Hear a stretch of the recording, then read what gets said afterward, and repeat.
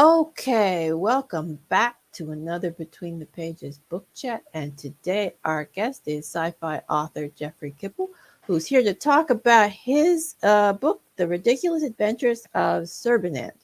And now I'm going to toss it over to you and let you introduce yourself. So take it away. Well, first of all, thanks for having me on the show today and giving me the opportunity to talk about the book.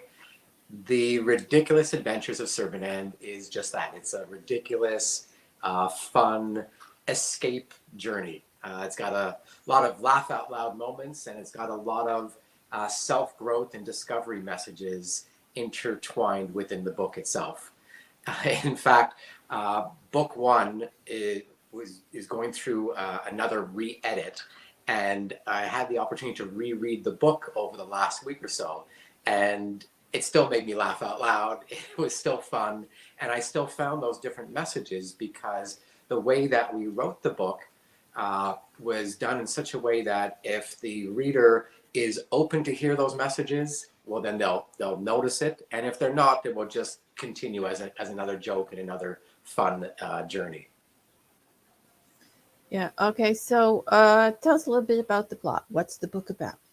So the book is about two main characters, uh, Serbanand, who's from the planet Placelner. This is the cover of the book. Placelner is probably somewhere around here. And he is just like a fun, easygoing guy who just likes going on adventures and having a lot of fun. His friend is Gottfried, who is a computer system and ship, and they're just out having fun. The other character is named Jim.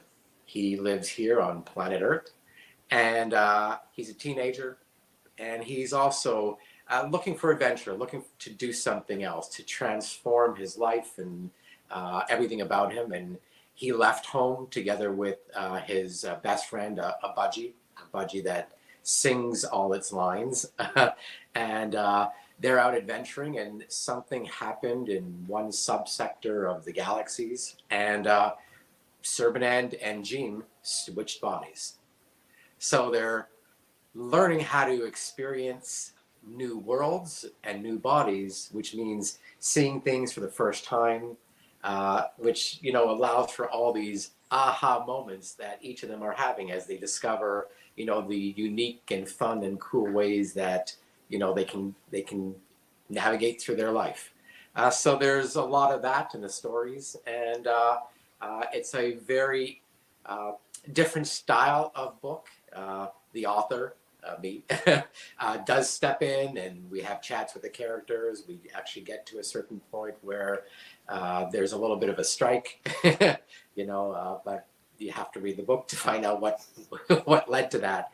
It's just really it's a fun adventure that they're just going with the flow and whatever is presented in front of them and just enjoying that experience. Oh, it sounds great. And it's piqued the interest of our viewers here. Thank you. Yeah, it was a fun book. Uh, I wrote it, started writing it when I was in my early teens or mid teens. I started writing it because I really enjoyed The Hitchhiker's Guide to the Galaxy. So when I read that series and realized that you could laugh out loud from a book and have a lot of fun and reread it and still laugh and get the jokes in different ways, when that series ended, I wanted to continue it. So that's what I did. And the benefit that got to be the end result of the book is that it was written now throughout my lifetime. And through my life journey, I've spent a lot of time in the fitness and the wellness and the empowerment space, which meant that I got to learn different things. And those experiences, those learned lessons are now embedded within the book. Oh, yeah. Renee says she's a fan of the Hitchhiker's Guide too. So, Awesome. I actually, so two cool, one really cool thing is uh, when we finished the book, I knew it needed to go into an audiobook format because it had to be the voices and the comedy. And we put out an audition on Audible, and the audition call was in the style of Hitchhiker's Guide to the Galaxy. Monty Python, Faulty Towers, Family Guy, and some Star Wars thrown in. And we had about 100 people who auditioned for that. So just the fact alone of listening to people read the lines, in all those styles was a lot of fun. The person who got it, Alan Irving, he did such an awesome job. What's really cool is decide to take it one step further. And on my website right now, we just launched a 2-minute animated video of the opening scene. So it's about a 2-minute video, but it took it to a whole new level. And what's really cool is the production team that did this, they only read the book. They didn't have knowledge of Hitchhiker's Guide to the Galaxy. They just read what they did, but it came out and it had that feel to it. It was just like perfect. So if you like Hitchhikers, check out that little animated video, and I think you'll like the book too. Okay, so would you say the humor in it is kind of absurdist or more to satire, or maybe a mix of both? I would say it has satire, but if you look at this spectrum of if satire is number 10 and just slapstick fun is number 1, it would be much closer to number 1. Not fully. I mean, there is satire because some of the humor, it's making a point, right? I think that's such a strong foundation for science fiction, and I'm saying cross genres. It's the ability to have a message interlaid within it. So there is some satire to that degree. It's much more just comedy.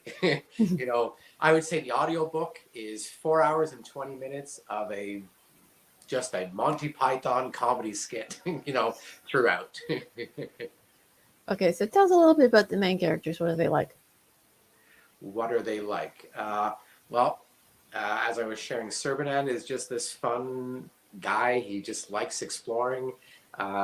He was about to be married through some kind of arranged marriage, and he didn't want that to happen, so he just escaped. But this is a guy that spent his life just doing fun things, all kinds of adventures with his friends, getting into trouble and, just enjoying that.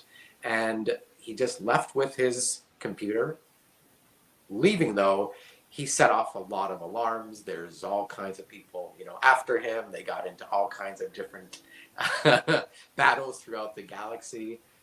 And he loves gadgets. His ship is filled with some of the most amazing stuff. So because Jim and Serbinand switch bodies, it's like their personalities are all melding together. So it's the experiences. So one of the cool things that gives you an insight to Serbinand and then to Jim is when Jim is in Serbinand's body and he's walking around the ship, he gets to one of the games rooms, and the games room has this throne in the middle of it. That's all that there is. It's a soundproof room, this really nice throne, nice wooden seat, plush seating, and this cylinder comes down from the ceiling, and from the floor there are vents to let different aromatic smells come out. And what happens is this thing comes down and it acts as an extra sound barrier, so you're completely, don't know where you are, and which puts you into a meditative state. And as long as you think of something that you want to do, well, any game or any type of fun is what you could experience, and that's the games room. So it's just different adventures. So it was really fun. The adventure that they thought of to go on at that point is Jim had imagined playing a game of pinball, and all of a sudden he was both the ball and the player, and it was really it's a fun little adventure ride. Well, that sounds like an interesting little scene in the book, to be the player and the pinball at the same time. He was quite surprised when it happened. It was quite funny when it came out of my head, and then actually writing the scene and visualizing what that would be like and picturing the ball going through all the things. Yeah, it was fun. So those are the kind of adventures, that take place in the book. Cool. So what was the hardest scene or type of scene for you to write in the book? I can't think of a scene that I would have figured was hard to write. I think it's more was getting to the point where, okay, where where's this book going to end? What are the cliffhangers, right? You know, you have to have cliffhangers, you know, to leave it off with. And how do you bring the story to that point where you've still given enough of the story and it's still exciting to want to continue on? I think that just took more time into it because it takes your mind out of the creative flow process into a more analytical process, and it's just bringing those two together. Okay. Yeah, as far as the most difficult part with everything to me is the editing, is the re-looking at it, you know, 5, 10, 20, 3,000 times, you know, that kind of thing.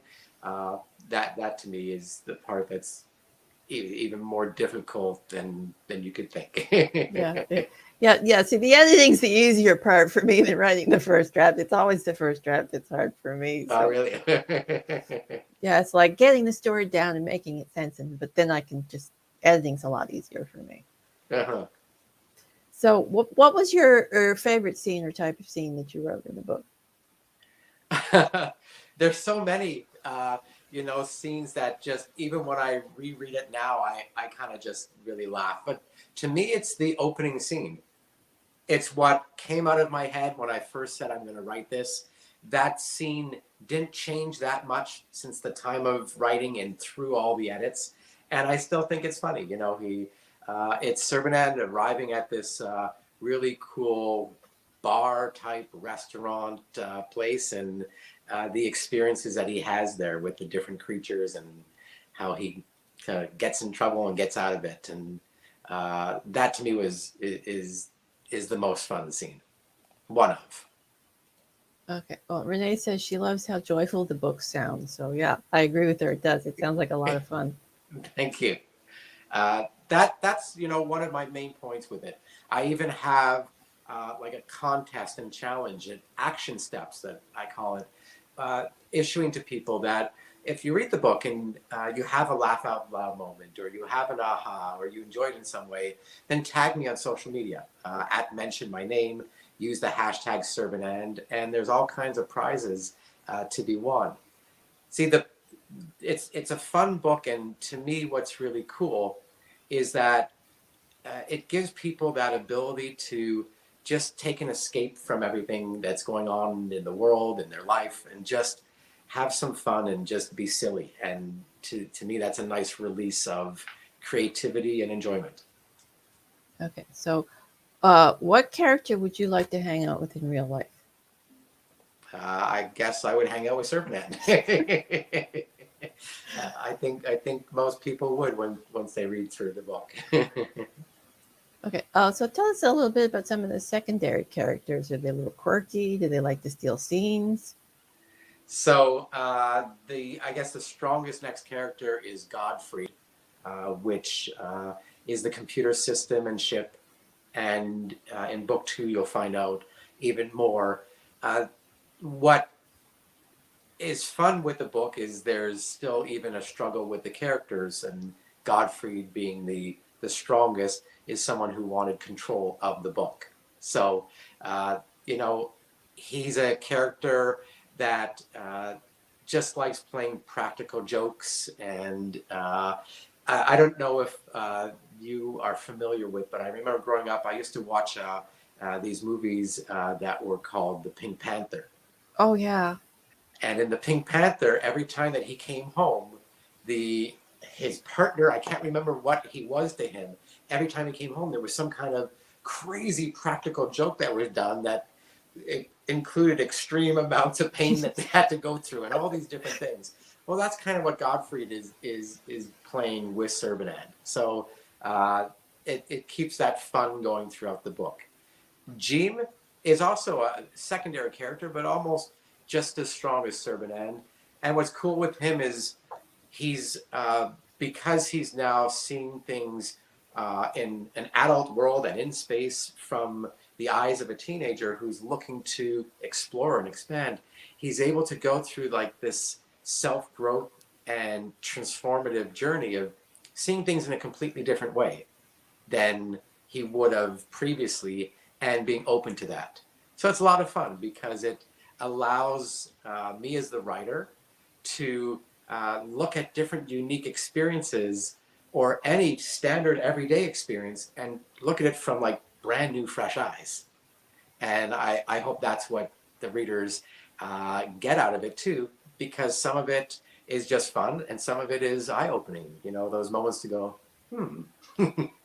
Yeah, well, I think that's what you want out of a good sci-fi book too, is just a fun adventure, but some eye-opening moments. yeah, yeah, exactly. So you write sci-fi, of course, but are you going to venture out into other genres, or are you going to stick with sci-fi for future? Uh, you know, even I write sci-fi, and in some cases, I wouldn't even say my book is sci-fi. It's sci-fi in the fact that it's filled with that imagination and capabilities, and it's in all the different worlds. But it's more comedy. It's more humor. Uh, I do have a flash fiction story coming out today or tomorrow, and I'm going to do more of those. Those I look at in some cases as cool stories. Some of them are within the poetry realm or that stream of consciousness, and I do write a lot of that kind of stuff. And I've been talking about putting out a book that shows the picture that I took matched with the poetry or stream of consciousness that I wrote, and then the story behind how those two came together. So I may venture out a bit. Right now, I'm really focused on the continued journey of Serbinand, and I would say I'm about a quarter of the way through book two, uh, and with the hopes of having that released sometime before the summer. Okay. Do you know how long the series is going to be? Is it going to be 2 books or more? Or Right now, I'm looking at 5 books. Uh, okay. Looking at each one having a strong messaging within it. The second book has more of physical and mental health, built into it more. So it's 5. It may be more. I've been getting a lot of people, telling me they like the book as an adult because it allows them to play and be silly, and a lot of people like reading the books to their kids too. So there's a large children's arena for people to look at this book, and we may do a few things specific to that. Yeah. Well, When I say we, my wife is the development editor for the book, so it allows her to come in and make sure that we're keeping that flow and that messaging, and then we're talking about book 3 of co-authoring together. yeah. So one of our viewers here kind of anticipated that. She said she'd read it with her teenage kids. So Oh, cool. Yeah, have fun with it. And of anyway, course, so let me know what you enjoy, what makes you laugh out loud. yeah. So I think we'll wrap it up here for this interview, and I'd like to thank you for being here and tell everyone where they can find you and your books. Okay, well, thank you again for having me. You can find me at serbinand.com. My books are on Amazon Unlimited, Kindle at Kindle Unlimited, and of course on Audible. And on most social media, just look up my name, Jeffrey Kippel. Yeah, I and should be there. yeah, and he is definitely around Facebook because I see him in all the same groups we're in. So Yep, yeah. anyway, so again, thank you for being here. It was a pleasure chatting with you. Thank you again for having me. And come back next weekend for another episode Between the Pages Book Chat. And that's all for now. Bye. Bye-bye.